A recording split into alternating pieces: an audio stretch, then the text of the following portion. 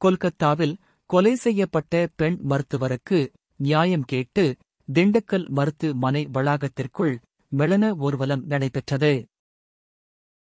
கொல்கத்தா அரசு மருத்துவக் கல்லூரி மருத்துவமனையில் முதுநிலை மருத்துவர் பாலியல் பலாத்காரம் செய்யப்பட்டு படுகொலை செய்யப்பட்ட சம்பவத்தை கண்டித்து திண்டுக்கல் அரசு மருத்துவக் கல்லூரி மருத்துவமனையில் மருத்துவர்கள் 1 மணி நேரம் பணிகளை புறக்கணித்து மெளன ஊர்வலம் நடத்தினர்.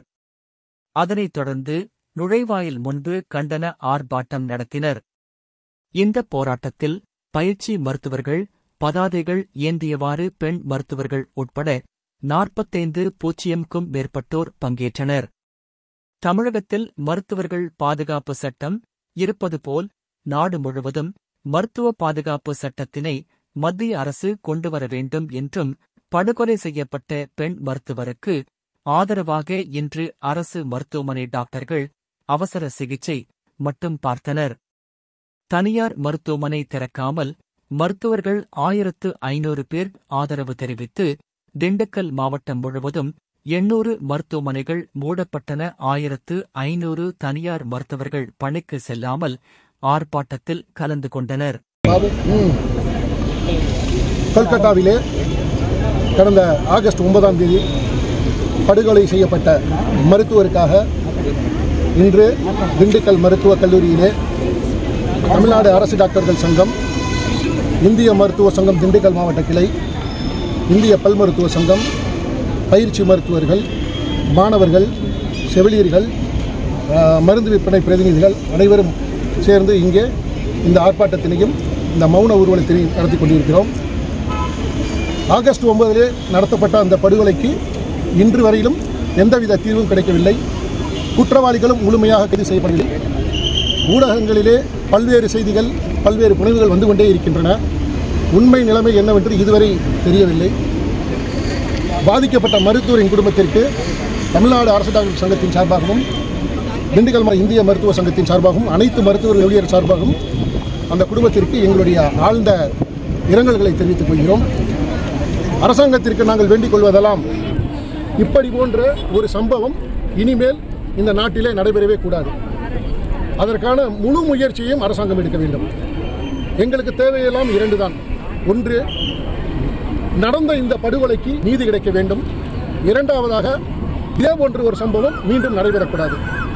அதற்கு நமது தமிழ்நாட்டிலே மருத்துவமனை பாதுகாப்பு சட்டம், தமிழக அரசு முன்னோடியாக இருந்து மருத்துவமனை பாதுகாப்பு சட்டம் என்று கடந்த 7-8 வருடங்கள் முன்பே கொண்டு வரப்பட்டாகிவிட்டது. அதே போன்ற ஒரு சட்டம் தேசிய அளவிலே கொண்டு வர வேண்டும். அதுதான் எங்களுடைய தமிழ்நாடு அரசு டாக்டர் சங்கத்தின் கோரிக்கை. இன்றைய தினம் 2வது நாளாக இந்த ஆர்ப்பாட்டமும் மௌன ஊர்வலம் நடந்து கொண்டிருக்கிறது. எங்கள் அடுத்த கட்ட, மேலும் இதற்கு உரிய தீர்வு கிடைக்க வேண்டால் எங்களுடைய அடுத்த கட்ட முடிவுகளை தமிழ்நாடு அரசு டாக்டர்கள் சங்கம் செயற்குழு கூடி முடிவெடுக்கும்.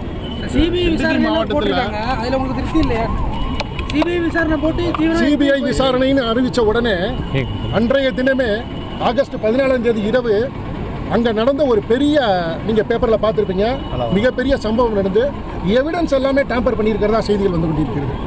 சிபிஐ விசாரணை நம்பிக்கை இல்லைன்னு சொல்ல முடியாது. சிபிஐ விசாரணை தேவைதான்.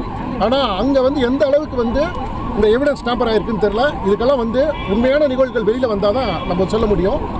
எங்களுக்கு இந்த நிகழ்வுல உண்மையான குற்றவாளிகள் கண்டுபிடிக்கப்பட வேண்டும், தண்டிக்கப்பட வேண்டும். இதனால் நோயாளிகள் பாதிக்கப்படும். இப்போ நாங்கள் நடத்துகிற இந்த போராட்டம் இது வெறும் வந்து அந்த பாதிக்கப்பட்ட குடும்பத்திற்கு எங்களுடைய தார்மீக ஆதரவை தெரிவிப்பதற்காக தான். இன்றைய தினம் வந்து பார்த்தீங்கன்னா இந்திய மருத்துவ சங்கம் தேசிய அளவில் அறிவித்து 24 மணி நேரம் நோயாளிகள், புறநோயாளிகள் பார்ப்பதில்லை என்று கூறியிருக்கிறார்கள். ஆனால் அதற்கு போல இங்கே அரசு மருத்துவமனைகளிலே 10 டாக்டர் பார்க்க வேண்டிய இடத்துல 20 டாக்டர் வேலை பார்த்துட்டு இருக்காங்க. அதனால் நோயாளிகளுக்கு இன்றைய வரையில் வந்து தனியார் மருத்துவமனைக்கு போயிட்டு திரும்ப நோயாளிகளுக்கு உடனடியாக இங்கே சிகிச்சை வழங்கப்பட்டு கொண்டிருக்கிறது. மேற்கு வங்க முதல்வர் சட்டம் ஒழுங்குலேருந்து ஹெல்த்லேருந்து அவங்க கையில் தான் இருக்குது. அவங்க இறங்கி போராட்டம் பண்ணுறாங்க. யார் தலையிடணும்னு நினைக்கிறீங்க? முதல்வரே போராட்டத்தில் நிற்கிறாங்க. வேறு யார் தலையிட? எங்களுக்கு உண்மையான நீதி கிடைக்க வேண்டும். அது யார் தலையிட்டாலும் சரி, சென்ட்ரல் கவர்மெண்ட்டாக இருந்தாலும் சரி, வெஸ்ட் பெங்கால் கவர்மெண்ட்டாக இருந்தாலும் சரி, எங்களுக்கு வந்து உண்மையான அந்த குற்றவாளிகள் தண்டிக்கப்பட வேண்டும். பாதிக்கப்பட்ட மருத்துவர் குடும்பத்திற்கு நீதி கிடைக்க வேண்டும். அதுவரைக்கும் எங்களுடைய அடுத்த கட்ட முடிவுகள் வந்து செயற்குழு கூடி தான் முடிவெடுக்கும். தமிழ்நாடு அரசு டாக்டர் சங்கத்தில் செயற்குழு கூடி தான் முடிவெடுக்கும். திண்டுக்கல் மாவட்டத்தை பொறுத்தவரையிலும் ஒரு 1500 டாக்டர் இருப்பாங்க. சிஐஏ கிளினிக்கல் எஸ்டாப்ளிஷ்மெண்ட் ஆக்ட் பதிவு செய்யப்பட்ட மருத்துவமனையில் சுமார் 600-700.